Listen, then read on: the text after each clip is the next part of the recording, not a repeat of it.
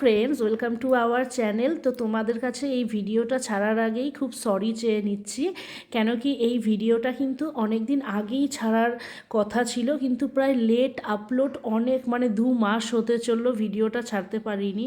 আসল কথা হচ্ছে নিজের কাজের 100% নিজের ওপর নির্ভর না থাকলে এরকম হয়। তো চলো বাকি কথাটা পরে বলছি এই ব্যাপারে।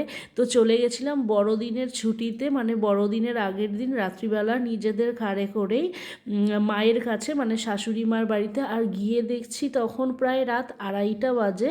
তখন দেখছি মা আমাদের জন্য জেগে আছে। আর যেটা আমাদের ক্রিসমাস স্পেশাল, প্রত্যেকটা খ্রিশ্চানদের বাড়িতে অন্তত বড়দিনের দিন হবেই হবে, সেটা হচ্ছে হোমমেড কেক, যেটা কিন্তু খেতে একটা পৃথিবীর সমস্ত কেকের থেকেও আলাদা, আমি বলতে পারি গ্যারান্টি দিয়ে, আর ভীষণ ভালো খেতে। তো সেই কেকটা কিন্তু মা দেখছি ঘরে বসে বসে কেক ওভেনে বানাচ্ছে। আমরা তো দেখে অবাক হয়ে গেলাম, কি অত রাত্রে মা জেগে আছে প্লাস কেক বানাচ্ছে, কি আমরা আসলেই গরম গরম কেক খাওয়াবে।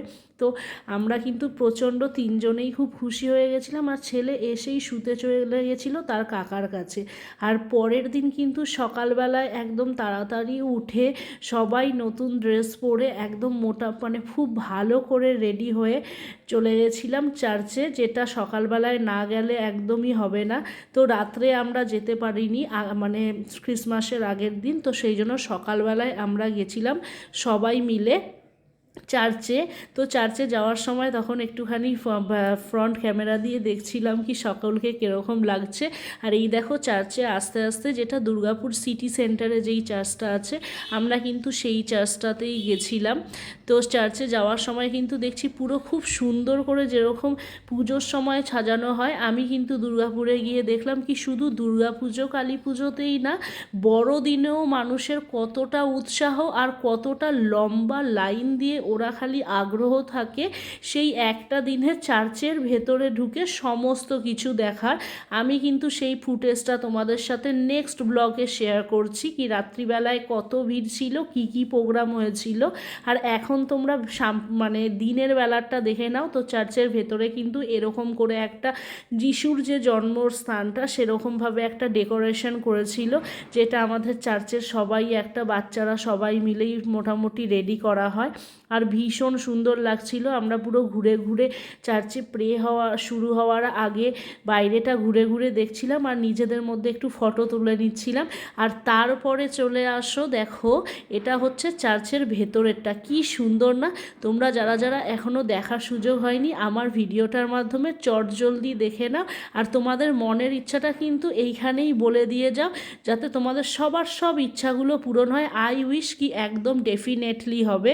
আর দেখো কত সুন্দর বেলুনস দিয়ে নানান রকম ডেকোরেশনের জিনিস দিয়ে সাজানো হয়েছে। আর সবাই কিন্তু সকাল সকাল উঠে অত ঠান্ডার মধ্যে চলেও গেছে, কেন কি সব আনন্দর মাঝেই যেই রিলিজনই হয় সবার ফার্স্ট কিন্তু সে তার ঈশ্বরকেই রাখতে চায়, তারপরে কিন্তু সারাদিনের আনন্দ খাওয়া দাওয়া সব কিছু। তো এখানে ফাদারও আমাদের সকলকে প্রে করে দিচ্ছিল। আর যেগুলো ক্যাথলিক খ্রিশ্চানদের রিচুয়াল আছে সব রিচুয়ালসগুলো ওখানে হচ্ছিল, আর আমরা এখানে বসে গেছিলাম সবাই একসাথে। দারুণ ফিলিংস জাস্ট বলে বোঝাতে পারবো না। আর আমার বেশি মজা লাগে, যেহেতু আমি নিজে ছোট থেকে একটা অন্য রিলিজিয়ান দেখে এসেছি, তারপর যখন আবার আরেকটা দেখি, তো আমি কিন্তু প্রত্যেক জিনিসটাই খুব এনজয় করি আর ফিলও করি। সবার লাস্টে যেটা মেন ভালো লাগা আর আনন্দ লাগে, সেটা হচ্ছে এই দেখো ছোট্ট বেবি যিশু, যেটাকে কিন্তু সবাই ফাদাররা এই যিশুটাকে ধরে থাকে, বেবি যিশুকে, আর সবাই কিন্তু ওর পায়ে একটা একটা করে ওই বেবি যিশুকে চুমু খায়, যেটা আদরে বা ভালোবাসায় আমরা আমাদের সন্তানকে যেই স্নেহতে বা যেই ফিলিংসে দিই, সেটা কিন্তু ঠিক সেরকমভাবেই সবাই সবার ওই বেবি যিশুকে চুম্বন দেয়। আর ফাদারদের হাতে কিন্তু একদম ক্লিন ন্যাপকিন থাকে, যেটা যতবার চুম্বনটা দেওয়া হয় ততবার কিন্তু সেই জায়গাটা ক্লিন করা হয়, যাতে কোনো রকম কোনো প্রবলেম না হয় কারোর। আর এখানে চার্জ শেষ হয়ে যাওয়ার পর কিন্তু আমরা আবার বাইরে বেরিয়ে গেছিলাম, তখন সবার সাথে দেখা হচ্ছিল, অনেক চেনা জানা মানুষদের সাথে। আর বেরিয়ে যাওয়ার সময় এইখানে অনেক দুস্থ ব্যক্তিরা থাকে, যারা হয়তো কোনো না কোনোভাবে কোনো ফিজিক্যালি এফেক্টেড বা যারা সেরকম নয়, সেইখানে কিন্তু ওদেরকে নিজের সামর্থ্য মতন কিছু কিছু কিছু হেল্প, মানে আমি যতটুকু পারি, যেটা আমি প্রত্যেক বছরই এই জায়গাটায়, প্রত্যেক বছর না হলেও যখনই যাই তখনই দিই। আর ওরা না পুরো আমাকে মানে আমার কাছে অতগুলো কয়েন্স ছিল না দেওয়ার মতন, তো যে কটা ছিল সব দিয়ে দিয়েছিলাম। তারপর লাস্টে তো ওরা আমাকে পুরো ঘিরে ধরছিল, মানে একটা বিচ্ছিরি ব্যাপার হয়ে যাচ্ছিল ওখানে। তো খুব কষ্ট করে ওদেরকে বুঝিয়ে ওখান থেকে বেরিয়ে এসছিলাম। ঠিক চার্জ শেষ হয়ে যাওয়ার পরেই আমার আর আমার শাশুড়ি মার মধ্যে একটা গভীর আলোচনা শুরু হয়ে গেছিলো। সেটা হচ্ছে এখন বাড়িতে যেতে হবে আর খুব তাড়াতাড়ি করে দুপুরের রেসিপিটা করতে হবে।